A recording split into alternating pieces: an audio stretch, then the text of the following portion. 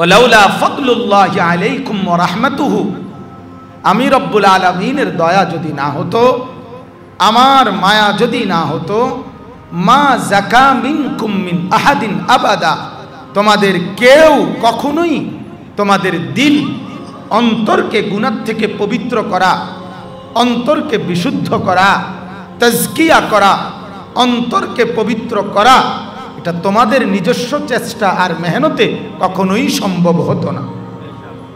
ওয়ালাকিন্নাল্লাহ ইউযাক্কি মান ইয়াশা, এরপরে আল্লাহ বলেন বরং আমি যাকে চাই, পছন্দ করি, আমি আল্লাহ তার দিল পবিত্র করে দেই। আপনি কেন আসলেন? তিনি কেন আসলো না? আপনি কেন আসলেন? আপনার দোস্ত কেন আসলো না? আপনি কেন আসলেন? আপনার পরিচিত অনেকে কেন আসলো না? এজন্য আপনি আসছেন, আপনি মাইয়া শাহর মধ্যে অন্তর্ভুক্ত হয়েছে, আপনি মালিকের ওই চাওয়ার মধ্যে অন্তর্ভুক্ত হয়েছে। ওমর কেন কালেমা পড়ল? আবু জেহেল কেন কালেমা পড়ল? বলে আবু বকর কেন কালেমা পড়ল? আবু লাহাব কেন কালেমা পড়ল? হযরতে আব্বাস নবীজির চাচা, তিনি কেন কালেমা পড়লেন? অথচ নবীজির চাচা আবু তালিব কেন কালেমা পড়লেন? রব্বুল আলামিন বলে হেদায়েতের ব্যাপারেও আল্লাহ তাআলা বলছে ইন্নাকা লা তাহদি মান আহবাবতা, বন্ধু আপনি চাইলে হবে না, বরং ওয়ালাকিন্নাল্লাহা ইয়াহদি মান ইয়াশা, বরং আল্লাহ বলেন আমি যাকে চাই আমি তাকে হেদায়েত দান করি। তাহলে এখানে কার চাওয়া? এটা বলেন আল্লাহর চাওয়া, আল্লাহর চাওয়া। আল্লাহ তাআলা চেয়েছেন বলেই আপনি আসছেন। এত কষ্ট করে আসলাম, হ্যাঁ কি ওয়াজ শুনলাম, এত কষ্ট করে এত দূর থেকে আসলাম, কি খাইলাম, তা চাইতে কষ্ট না করে আইসা আপনি আরেক জায়গায় একটু বেশি করে হোটেলে ভাত খাই নিলে ভালো আছিল না? তাই তো সুবিধা হইতো। কথা বুঝছেন? তো এই তখন কি আপনার, এই কারণে মূল কথা হলো আপনি আসেন নাই, আল্লাহ আনছেন। আল্লাহ আল্লাহ আগে চেয়েছেন, এরপরে আপনাকে টেনে আনছেন। আমার শায়েখ আরিফ বিল্লাহ আল্লামা মুফতি মুশতাকুন নবী কাসিমি হযরত দামাত বারাকাতুহুম বলেন, এই গতকালকে ঢাকা বনশ্রীতে হযরত যেখানে জুমার নামাজ বয়ান করছেন, আমি সামনে বসা ছিলাম, তো গতকালকে এই বয়ানে এই কথাটা বলছেন যে বান্দাকে ঈমানের জন্য, আমলের জন্য, হেদায়েতের জন্য, আল্লাহর মহব্বত আর মারিফত হাসিলের জন্য আল্লাহ আগে ভালোবাসে, এরপরে বান্দা আল্লাহকে ভালোবাসে। এ কালকে বলছে আল্লাহ আগে বান্দাকে ভালোবাসে, এরপরে বান্দা আল্লাহকে ভালোবাসে। আগে মা সন্তানকে ভালোবাসে, এরপরে সন্তান মাকে ভালোবাসে। মায়ের পেট থেকে বের হওয়ার পরে এই বাচ্চা মার ভালোবাসা বোঝেটা কি? বোঝে কিছু? হয় বোঝে শুধু চিৎকারও, কথা বলেন না কেন?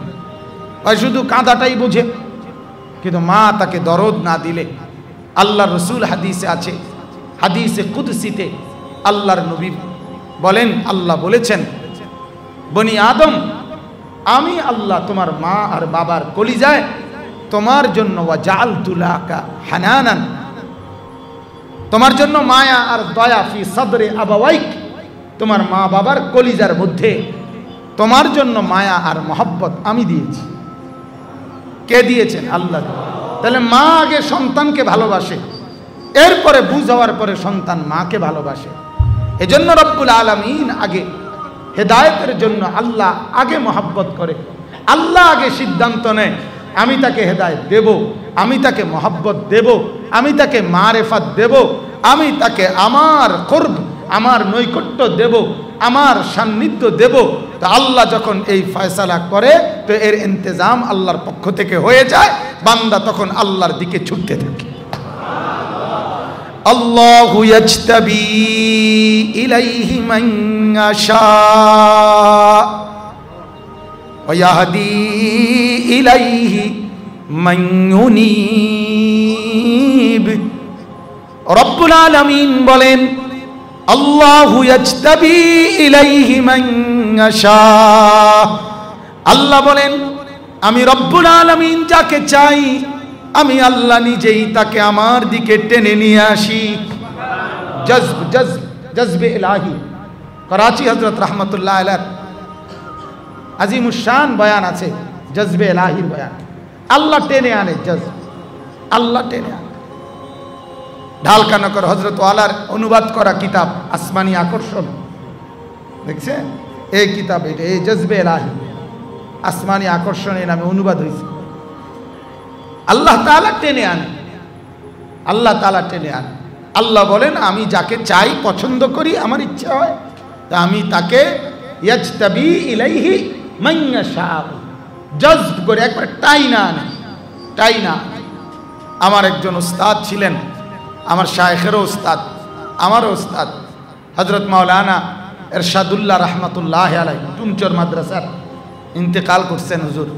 হুজুর বলতেন আল্লাহ যাকে চায় তাকে ক্ষেতের লাইলের থেকে টাইনা আল্লাহর কোরআন পড়তে বসায়, আর আল্লাহ যাকে চায় না তাকে মাদ্রাসার দুয়ার থেকে তাড়াইয়া দিয়া ক্ষেতের মধ্যে পার করে দেয়। বনু সাদ সহ তায়েফের মহিলারা, অনেক মহিলা আসছে, সবাই আসছে আল্লাহ রসুলের দরবারে, মা আমেনার কাছে আসছে সবাই।